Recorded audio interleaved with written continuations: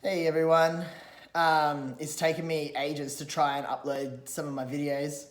Um, I'm currently day 8 post hysterectomy, which I had obviously had last Monday. And I just really wanted to go through like my supplement regime that I'm using post operative for healing and all that kind of recovery and all that. So, um, obviously, when it comes to recovery, 90% of your recovery is your diet, your rest, taking your medications on time. So that is anti-inflammatory, um, what's the other one? Antibiotic, painkillers, and any other um, painkiller after that. So like for example, like the opiate that I have to take, I'm all finished with that now. But like I'll still take Panadol regularly, and I'll still take the anti-inflammatory slash antibiotic. I've got a mix.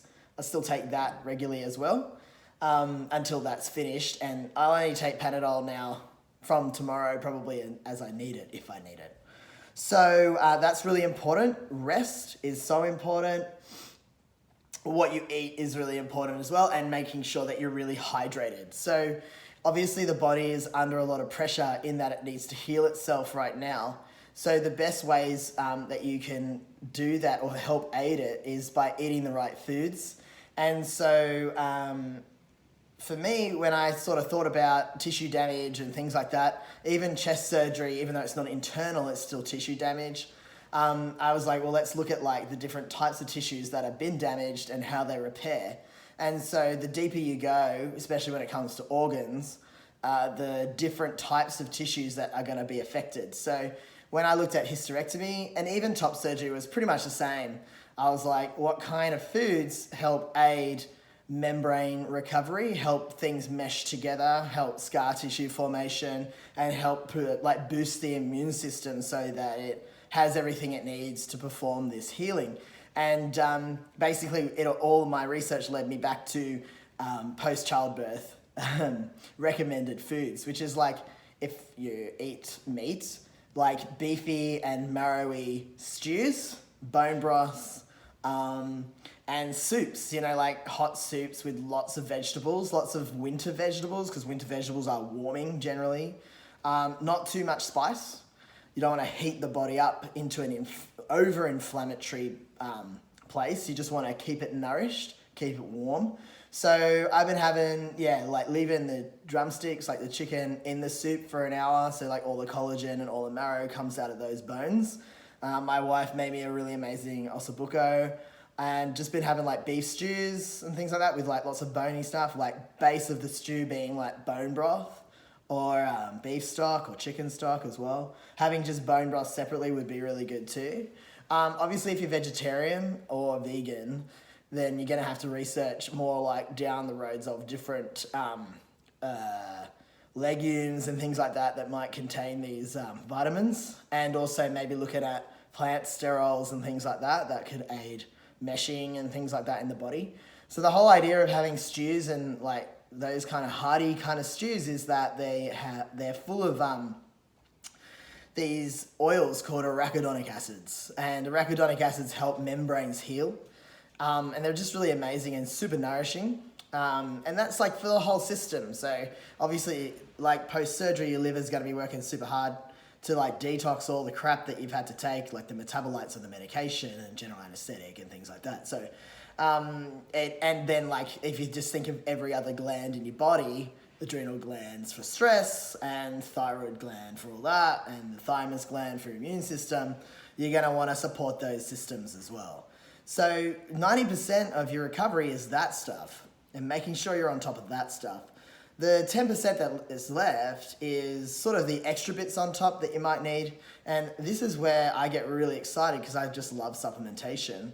And so I just want to take you through some of the supplements that I researched and that I use on myself in my recovery, both in top surgery and with hysterectomy. So when I'm in the acute phase post-op, obviously the main thing is that I've just been injured basically, and my body has just been through a very traumatic, physically traumatic, emotionally traumatic process where an organ has been removed, even though it's done in the absolute best and quietest and nicest way possible, my body is still in shock, or it still has to go into some sort of stress overdrive. So the first thing that I got my hands on is arnica.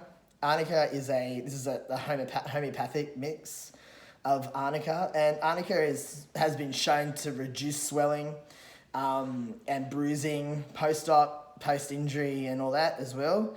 And I got this from Newton's Pharmacy in Sydney. And there you can actually pick your strength as well. So this is a 200C strength, which is a really good post-surgical strength. You can get lower strengths, for swollen ankles or bruises or something like that, or even stress. So I noticed post-op when I took this that it did have a calming effect on my nervous system. Also, I pissed out the general anesthetic. I assume I pissed a lot post-op, and I pissed a lot post-surgical when I had top surgery as well. And Garamoni, my surgeon, he recommended arnica tablets there as well. And they were really amazing arnica tablets. Definitely recommend getting that post-surgical kit from him if you ever see him. So that's arnica. I took half a dropper every couple of hours of arnica. I also got a hold of Traumil. So Traumil is a German homeopathic product that's also arnica based, but it's got calendula and achillea in it as well, which are different types of homeopaths that also help with swelling and bruising and trauma. So it's for trauma as well, not just physical trauma, but emotional trauma too. So I took a couple of those, they're dissolvable, took a couple of those every couple of hours as well. Then I that's acute.